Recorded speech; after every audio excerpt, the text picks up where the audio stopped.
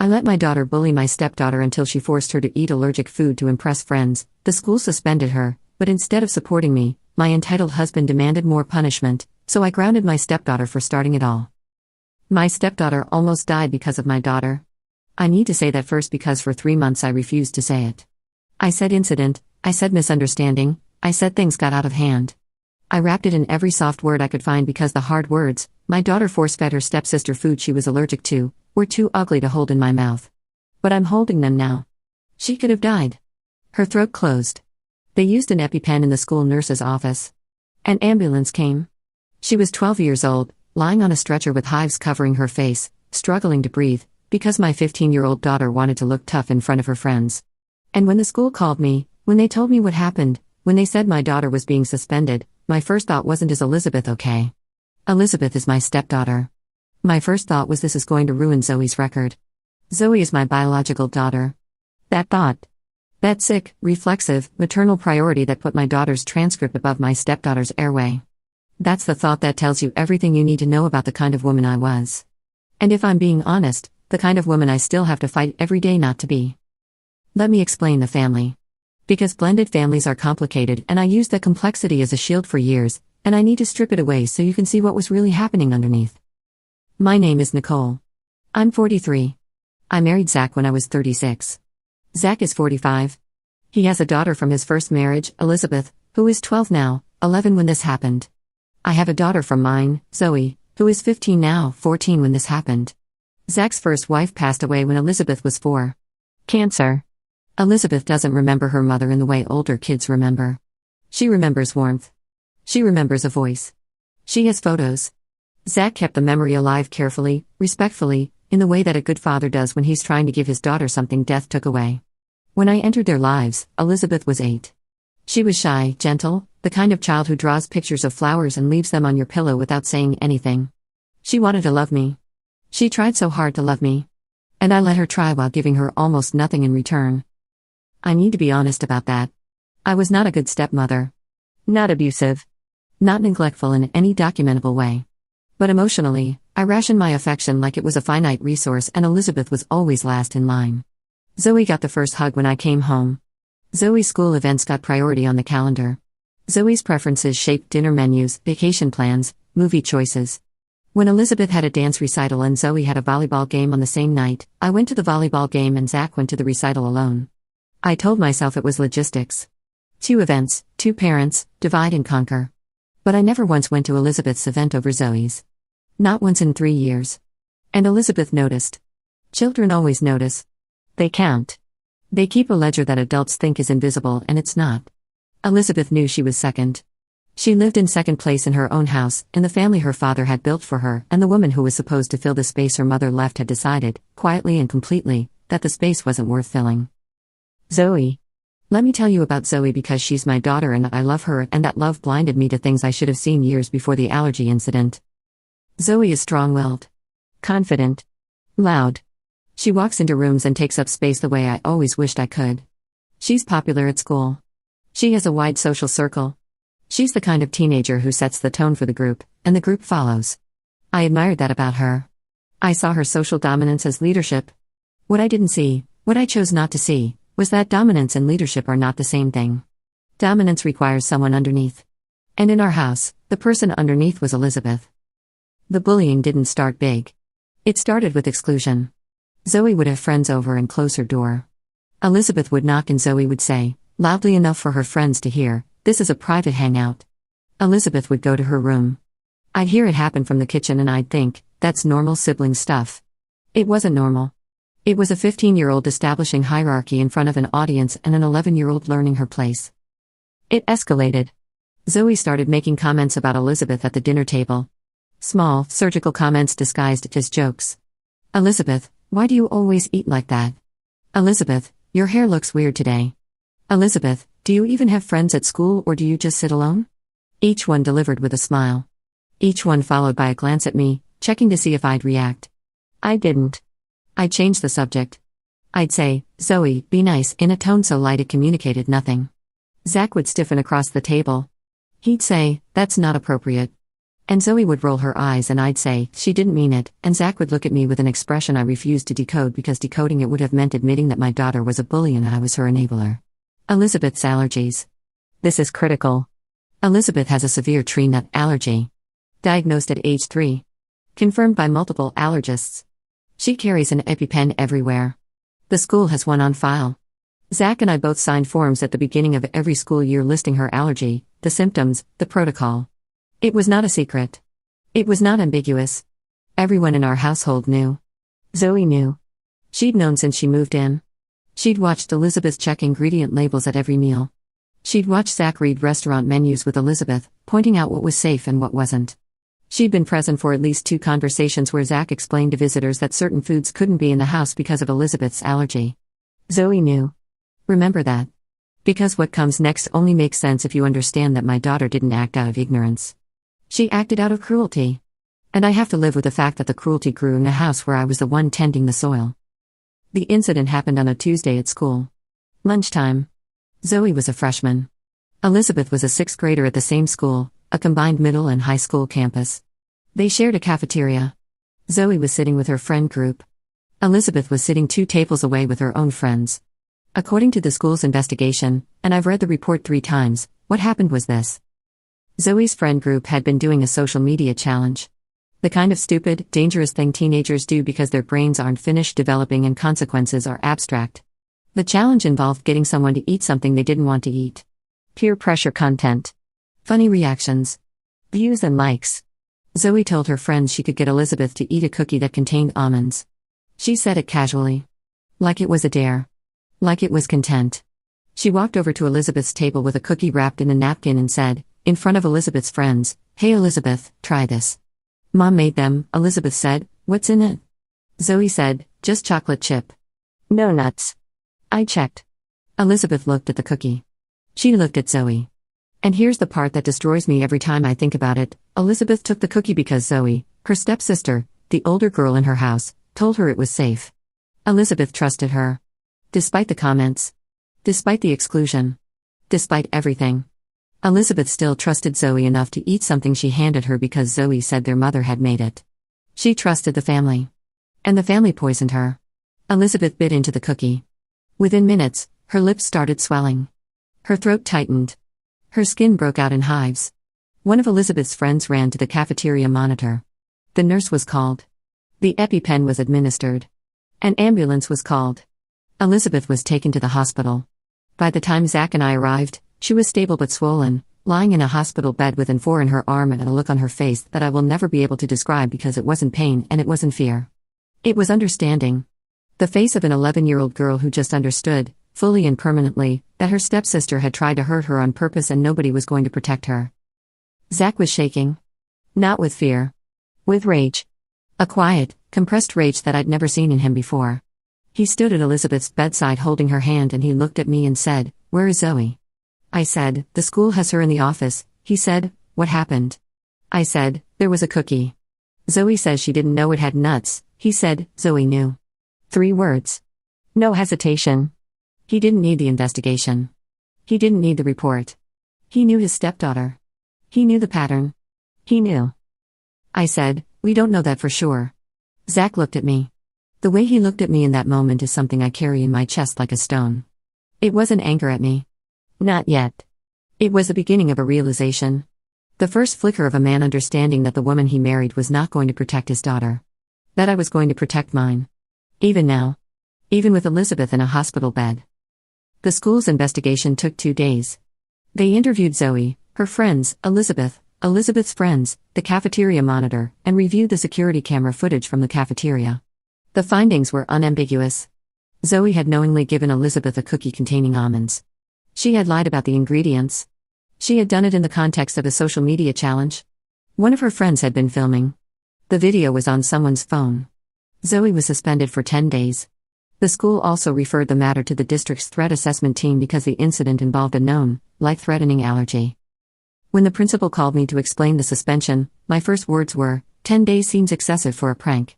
The principal went silent for 3 seconds. Then she said, "Mrs. Calloway, your stepdaughter was taken from this school in an ambulance. This was not a prank. This was an act of deliberate harm against a student with a documented medical condition. 10 days is the minimum. I heard the words. They didn't penetrate. I was still in protection mode. I was still operating from the place inside me that says Zoe comes first, Zoe is my blood, Zoe is the one I have to defend. That place had been running the show for so long that I didn't know how to turn it off, even when the evidence was an 11-year-old in a hospital gown. Zoe came home that afternoon. She was defiant. Not remorseful. Not scared. Defiant. She said, it was just a joke. Everyone does the challenge. Elizabeth overreacted, she said overreacted about a girl whose throat closed. I should have stopped her right there. I should have sat her down and said, you could have killed her. Do you understand that? I didn't. I said, we'll deal with the school. Just stay off social media. That was my parenting response. Not accountability. Not consequences. Damage control. Zach came home from the hospital that evening. Elizabeth was discharged but staying with Zach's mother for the night because Zach didn't want her in the house with Zoe. He walked through the door and he was a different man than the one who had left that morning. The rage was no longer compressed. It was organized. He sat at the kitchen table and he said, Zoe is grounded for the rest of the semester. No phone. No social media. No friends over. She writes a letter of apology to Elizabeth. She writes a letter of apology to the school.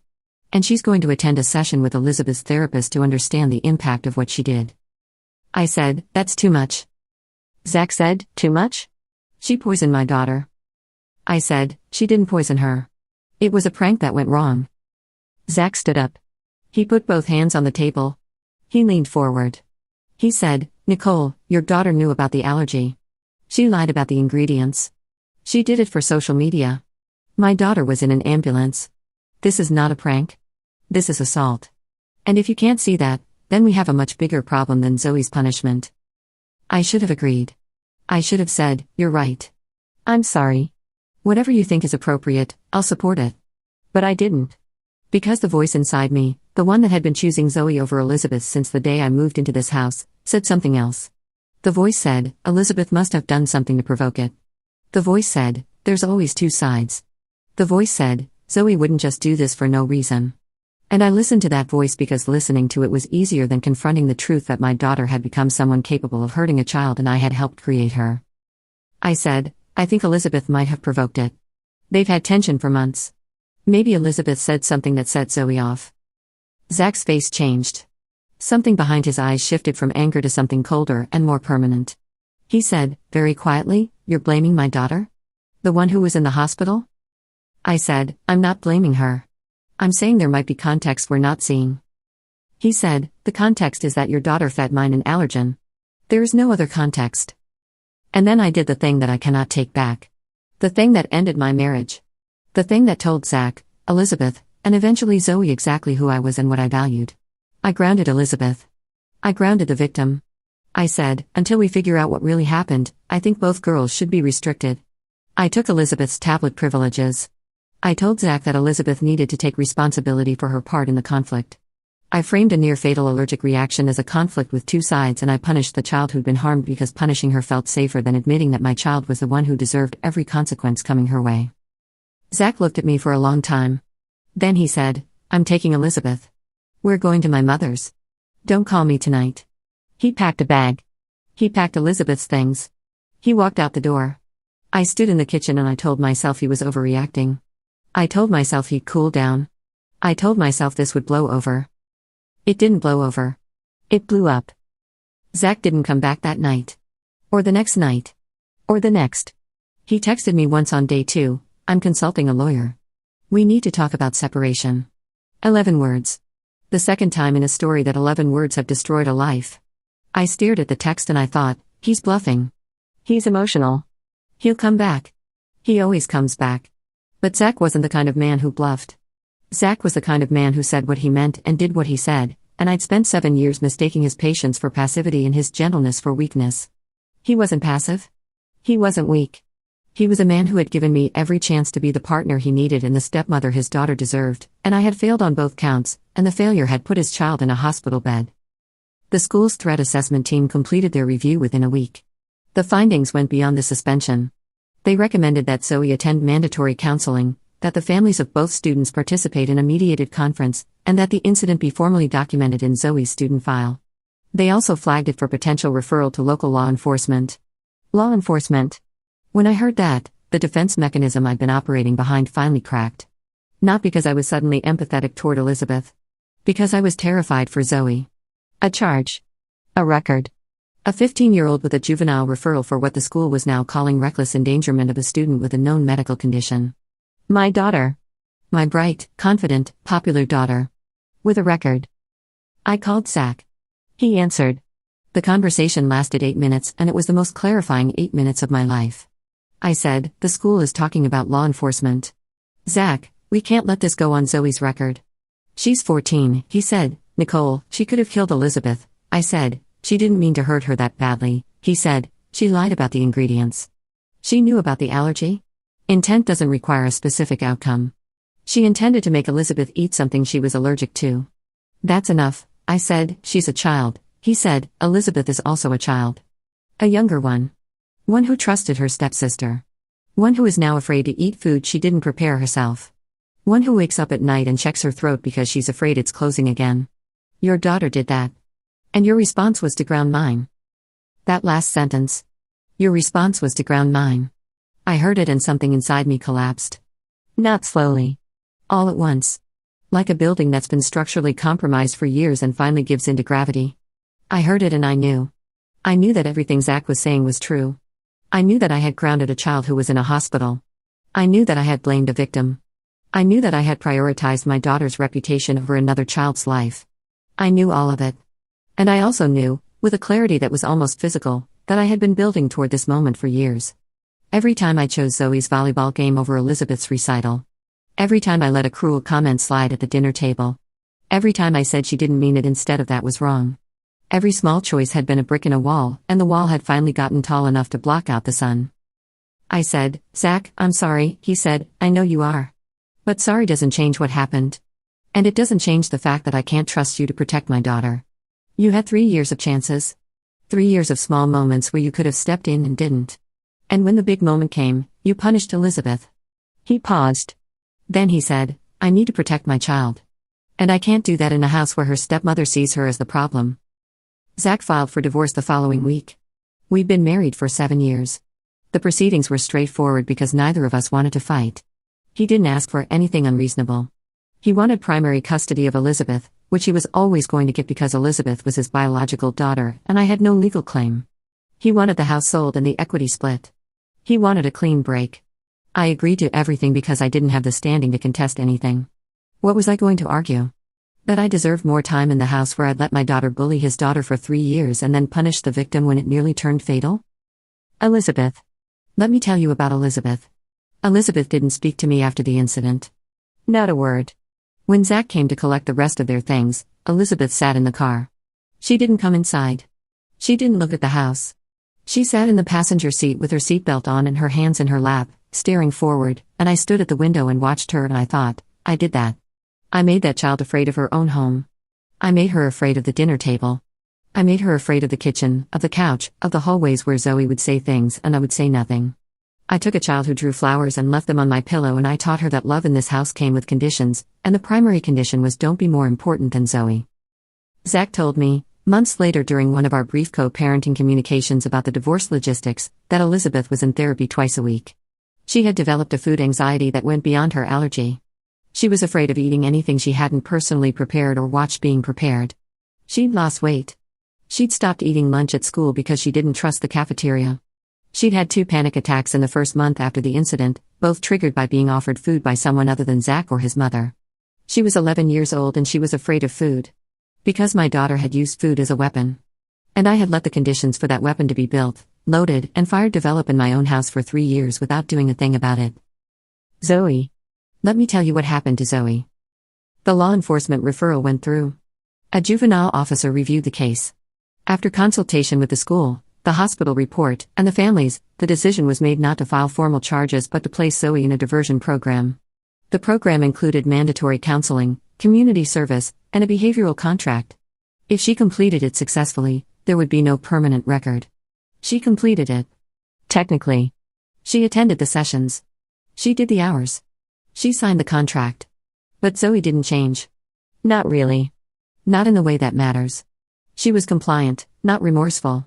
She performed the program the way she performed everything, with a minimum effort required to get through it and move on. But the social consequences were another matter entirely.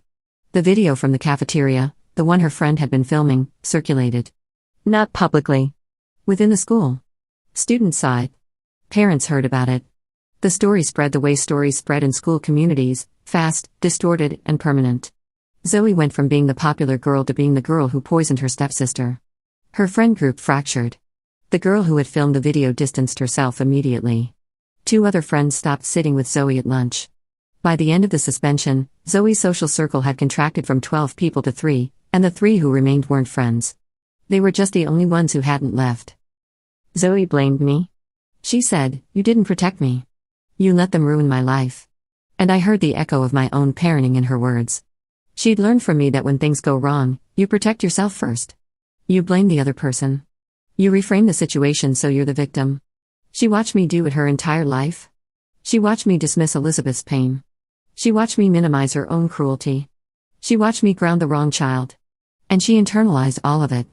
She became, at 14, a smaller version of the worst parts of me. And when the consequences of that finally landed, she turned to me for the same thing I'd always given her, protection without accountability. And this time, I couldn't give it. Because the school was involved. The law was involved. Reality had finally outweighed my ability to shield her from it. I put Zoe in therapy. Real therapy. Not the diversion program counseling. A private therapist who specializes in adolescent behavioral issues. It's been 10 months. The progress is slow. Zoe is still, at her core, a girl who believes the world owes her something and that other people's pain is a minor inconvenience when it conflicts with her comfort. She got that from me. Not from her father. Not from school. From me. From watching me choose her over Elizabeth 1,000 times and absorb the message that she was more important. She internalized that hierarchy and she enforced it. What happened in the cafeteria wasn't an isolated incident. It was the culmination of years of a power dynamic that I created and maintained and refused to address until the child was in an ambulance. I live alone now. A 2-bedroom apartment. Zoe splits time between me and her father, my ex-husband from my first marriage. Zach and Elizabeth are gone. Zach sold the house. He moved to a different school district so Elizabeth could start fresh. I agreed to that too because what else could I do? Tell a judge I wanted the child I'd failed to remain in the district where she'd been hospitalized? I tried to write Elizabeth a letter. 4 times. Each time I started, I couldn't find words that didn't sound like excuses. I'm sorry I wasn't a better stepmother. Too generic. I'm sorry I didn't protect you. Too late. I'm sorry I grounded you when you were the one who was hurt. True, but saying it on paper felt like asking for absolution I hadn't earned. I never sent the letter. Maybe I should have. Maybe the words didn't need to be perfect. Maybe Elizabeth just needed to know that someone in that house finally saw what happened from her side. But I was afraid. Afraid that the letter would come back unopened, like Rochelle's in another story. Afraid that Elizabeth would read it and feel nothing because she'd already learned to expect nothing from me. So I said nothing. Again. The pattern holds. Zach and I speak only when necessary. Logistics. Paperwork. Final divorce details. He is polite in the way that a person is polite when they've decided the other person no longer warrants emotional investment. He doesn't ask how I'm doing. He doesn't update me on Elizabeth. I don't ask. Because asking would require me to hear about the damage, and hearing about the damage would require me to feel it, and feeling it might break whatever thin, brittle structure I've built to get through the days. My mother told me I made mistakes. That's her word. Mistakes. Like I forgot to pick up milk. Like I missed a dentist appointment. My mother doesn't understand that what I did wasn't a mistake. A mistake is accidental. What I did was systematic. I systematically favored one child over another. I systematically enabled cruelty. I systematically punished the victim. And when I was confronted with the consequences, I systematically chose to protect the wrong person. That's not a mistake. That's a pattern. And patterns don't form by accident. They form because someone lays each brick deliberately, one at a time, while telling themselves they're building a wall when they're really building a cage. Elizabeth draws flowers. Zach told me that once, early in the separation, before the conversations became purely transactional. He said Elizabeth was drawing again. Flowers. The same flowers she used to leave on my pillow. He said she was drawing them for her grandmother now. Not for me. She transferred that tenderness, that small, quiet act of love, to someone who deserved it. Someone who hadn't spent 3 years rationing affection. Someone who hadn't grounded her for being bullied. Someone who hadn't stood in a doorway and done nothing while her stepsister tore her down one comment at a time. I think about those flowers every day. The ones she used to leave on my pillow. She'd draw them in colored pencil. Sunflowers, mostly. Sometimes daisies. She'd fold the paper in half and write for Nicole on the front. Not Mom. She never called me Mom. She called me Nicole. And I never corrected her. I never said, "You can call me Mom if you want." I never invited her that close. I kept her at a distance that was comfortable for me and devastating for her, and she still drew me flowers anyway. She still tried. An 8-year-old, a 9-year-old, a 10-year-old, still trying to earn the love of a woman who had already decided it wasn't available. Those flowers are the thing I can't get past. Not the hospital. Not the divorce. Not Zoe's diversion program. The flowers. The quiet, persistent hope of a child who kept offering love to someone who wouldn't take it. That's what I rejected. Not just Elizabeth. Her hope. Her trust. Her belief that if she just kept trying, the woman in her house would eventually love her back. I didn't love her back. And by the time I was ready to, she was gone. In another house. In another school. Drawing flowers for someone else. I'm 43 years old. I live in a 2-bedroom apartment with a daughter who is learning, slowly and painfully, that the world does not organize itself around her comfort. I have a divorce decree. I have a therapist. I have a job that pays the bills. I have the quiet, relentless knowledge that I had 2 children in my care, and I protected one at the expense of the other, and the one I failed to protect will carry what I allowed to happen to her for the rest of her life. There's no redemption in this story. I know that. I don't get to write a letter and fix it. I don't get to show up with flowers of my own and undo 3 years of favoritism and 1 afternoon of a hospital bed. I don't get to rewind to the first time Zoe said something cruel at the dinner table and say, "That's enough. You will not speak to your sister that way." I don't get to go back to the day I moved into Zach's house and choose, from the very beginning, to love both children equally instead of treating one like my daughter and the other like an inconvenience who came with the house. I don't get any of that. All I get is this, the truth. Written down. Ugly and whole and mine. I chose my daughter over my stepdaughter. My daughter almost killed her. The school punished the right child. I punished the wrong one. My husband left. My stepdaughter is afraid of food. My daughter is in therapy for behavioral issues I nurtured. And I'm sitting in a 2-bedroom apartment at 1 a.m. writing this because the silence is too loud and the flowers are gone, and I can still see Elizabeth's face in that hospital bed. Not the pain. Not the hives. Not the swelling. The understanding. The look of an 11-year-old girl who finally understood that nobody in her house was going to choose her. That look is my mirror. And I can't stop staring into it.